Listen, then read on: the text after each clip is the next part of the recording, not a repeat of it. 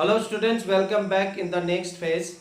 Today we are going to end a discussion that we didn't do in the previous video. That is about properties of compound and remaining properties that we are going to discuss today. Let us get started. Energy is usually given out in the form of heat, light, etc. or observed during the preparation of compound. So here, whenever the formation of compound, at that time what happen, उस समय क्या होता है कि compound बनने time में जब दो एलिमेंट्स या टू और मोर एलिमेंट्स जब केमिकली कंबाइन किया जाता है तो उस समय उसको हीट अप किया जाता है। तो हीट अप होने पर दो एलिमेंट्स क्या हो जाते हैं, वो केमिकली कंबाइन होना शुरू होता है, रिएक्शन टेक्स प्लेस। तो उस रिएक्शन के टाइम में क्या होता है, हीट और लाइट एसेट्रा आर प्रोड्यूस्ड, यानी कि निकलने लगता है। तो कहीं पर कंपाउंड में ऑब्जर्व, हीट को ऑब्जर्व किया भी जाता है। तो that's why here it is in bracket I have given written here one of an example on preparing iron sulfide compound। जैसे आयरन सल्फाइड कंपाउंड को लेते हैं जिसमें कि it is a mixture of iron filings and sulphur, यानी कि iron Fleming यानी कि आयरन का बरूदा जिसे बोल सकते हो, वो और सल्फर को मिक्स कर दिया गया, उसको एक साथ रख दिया गया और उसको हीट्स अप किया गया ताकि वो केमिकल रिएक्शन टेक प्लेस कर सके। तो जब इसको हीट्स अप किया गया तो रिएक्शन स्टार्ट होने लगा एट अ सर्टेन टेम्परेचर। तो सर्टेन टेम्परेचर में ये जैसे हीट्स अप होने लगा और रिएक्शन टेक्स प्लेस करने लगा, तब उसमें से लॉट ऑफ हीट और लाइट प्रोड्यूस पैदा होने लगा। तो these are the example of this property. So whenever the compound is formed, at that time it liberated heat and light, etc. And sometimes in other compound formation, maybe it absorbed heat or light, heat को observe कर देता है। So that's why this is the property of third property of compound. Now fourth property, the composition of compound is fixed so it has definite formula। कोई भी composition, कोई भी compound अगर बनता है तो दो या दो से एलिमेंट्स, उसके क्वांटिटी को कितना लेना है वो एक फिक्स्ड होता है। तो उसको फिक्स करके उसको मिलाया जाता है और जिसके कारण से केमिकल रिएक्शन टेक्स प्लेस करता है और तभी वो कंपाउंड बनता है। तो कंपोजिशन ऑफ टू और मोर एलिमेंट्स का कितना होना चाहिए, कितनी मात्रा में होना चाहिए, तो वो जिसके कारण से उतने में केमिकल रिएक्शन टेक्स प्लेस करता है और जिससे कि एक नया सब्सटेंस बनता है जिसे हम लोग कंपाउंड बोलते हैं। तो जिसके कारण से that we can say that कि किसी भी कंपाउंड का एक अपना डेफिनाइट फॉर्मूला होता है। तो उस फॉर्मूला के आधार पर वो एलिमेंट्स की कंपोजिशन एक फिक्स्ड रहता है। That's why here it is given in the one of example in order to make you understand। समझने के लिए एक उदाहरण यहाँ पे है। For preparation iron sulfide compound, iron sulphide compound को बनाने के लिए 7 पार्ट ऑफ मास आयरन, यानी कि 7 पार्ट्स यानी कि 7 हिस्सा किसका लिया, आयरन का लिया, एंड 5 पार्ट्स ऑफ मास यानी कि सल्फर का 5 हिस्सा मास सल्फर का लिया गया। That is the quantity of the sulphur. तो ये फिक्स्ड है, 7 पार्ट और 5 part are taken for making compounds.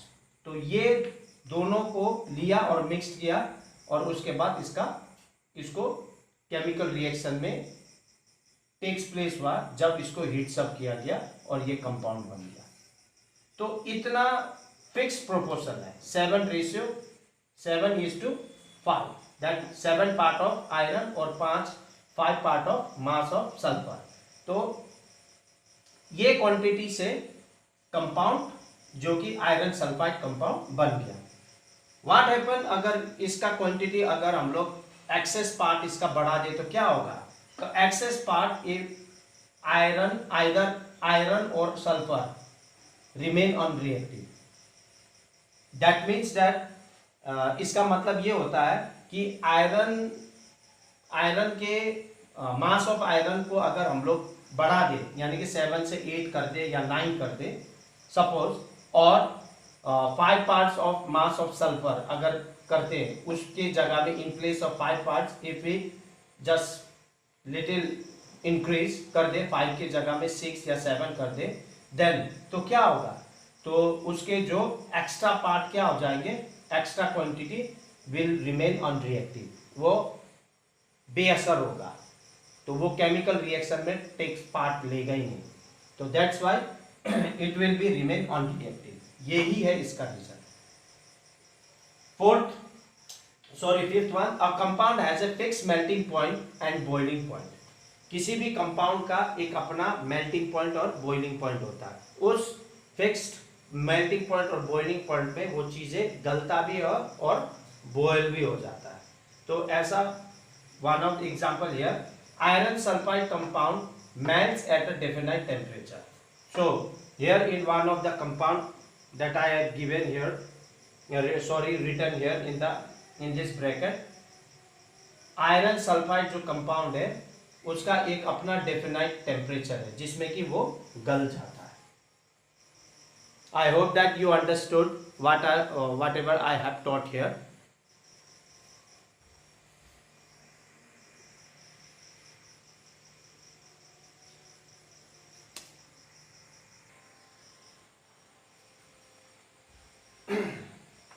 Now we have concluded that though a compound is homogeneous, हालांकि कंपाउंड हमेशा क्या होता है, होमोजीनियस ही होता है.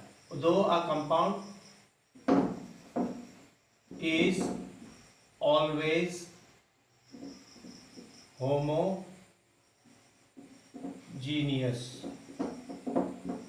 homogeneous यानी कि कंपाउंड हमेशा होमोजीनियस ही होता है, whereas mixture both either heterogeneous or a homogeneous, in both manner that are exist.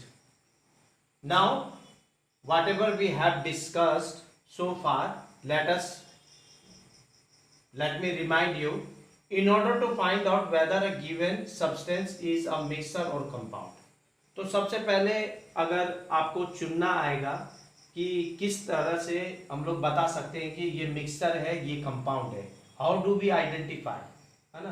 तो उसको आइडेंटिफाई करने के लिए, हम लोग को पहचानने के लिए एक सिंपल तरीका है, that should be point two remember. उसको याद रखना है कि फर्स्ट चीज, कंडीशन क्या होता है, if substances can be separated into its constituent by physical process.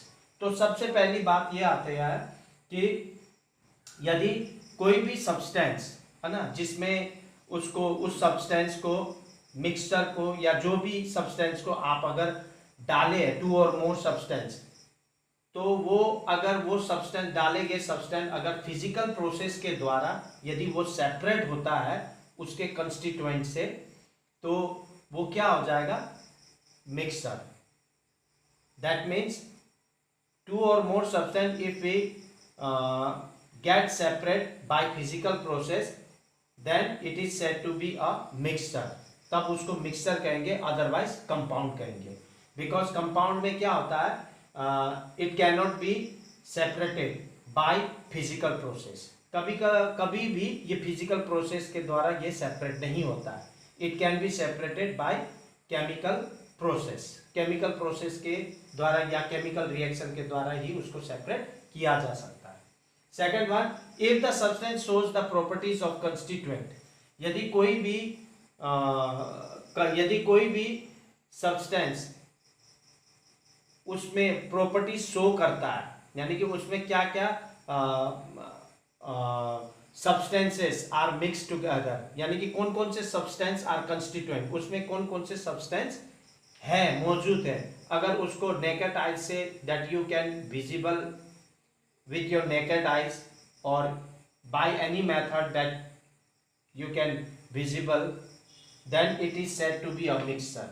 क्योंकि प्रॉपर्टीज ऑफ कंस्टिट्यूएंट में कभी भी कंपाउंड में कौन कौन से एलिमेंट्स उसमें है करके वो कभी भी कंपाउंड शो नहीं करता है, because it's uniformly mix together by the process of chemical reaction.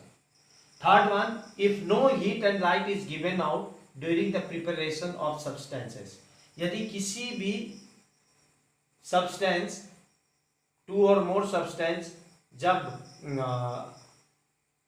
Preparation किया जाता है न्यू सब्सटेंस बनाने के लिए, तब उस समय यदि कोई भी लाइट और हीट प्रोड्यूस नहीं होता है तो उस समय ये automatically we get to know it is a mixture, वो मिक्सचर है, अदरवाइज कंपाउंड.